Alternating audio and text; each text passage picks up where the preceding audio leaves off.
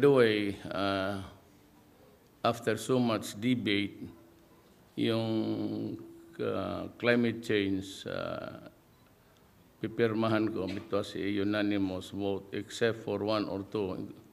Ako yung isa which was arguing about if it's a binding treaty, you have to have a sanction. But it's binding, if you read the treaty, it's binding, but there is no sanction. So that if it is a low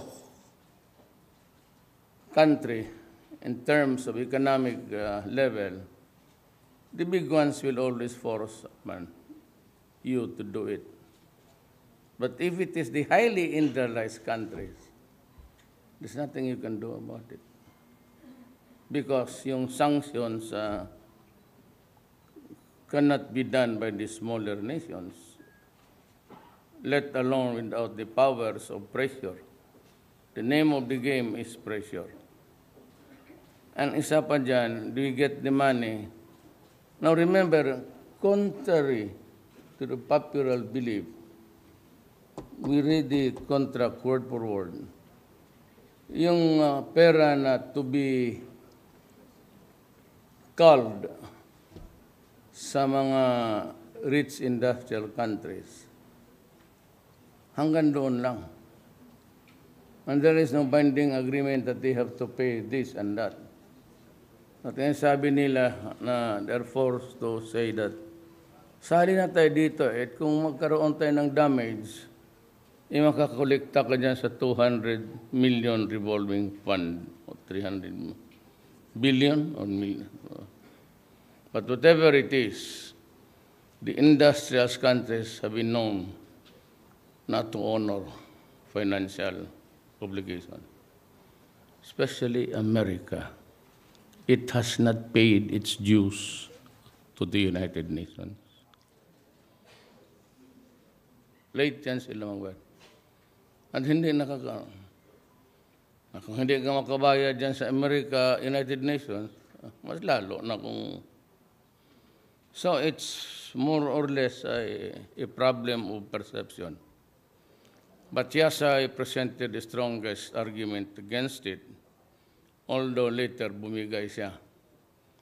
Ako naman, because it's a cabinet decision, I'll go along with it and sign it.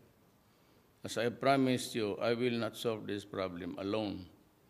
I will give it, place it on the table, give the cabinet members, the whole of the cabinet to vote. Kasi ako ngayon, hindi talaga ako kumpante. But of course, we are now bound if we sign it. But in matters of enforcement, if you say it's a binding treaty, there has to be a sanction.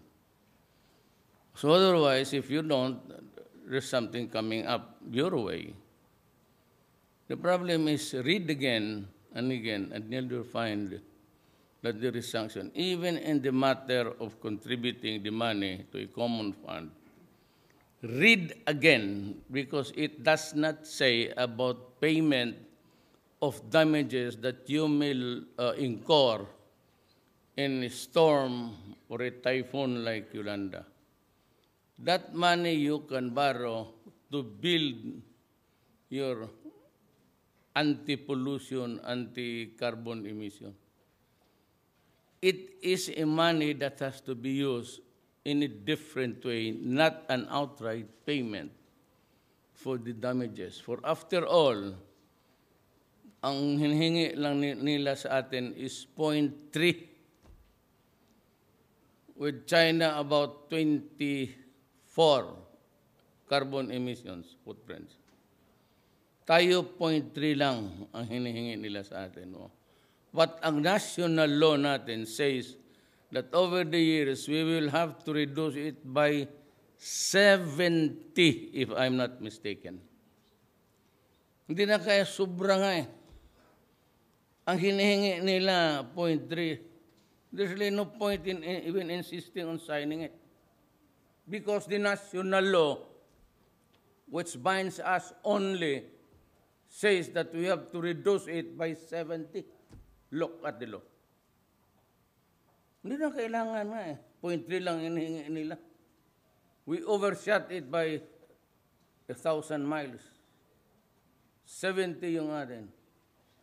So ang hingi nila sa atin ngayon is hindi na 70 but 0.3. But we have a law which if we don't amend or change or modify, it imposes a more stringent and strict number.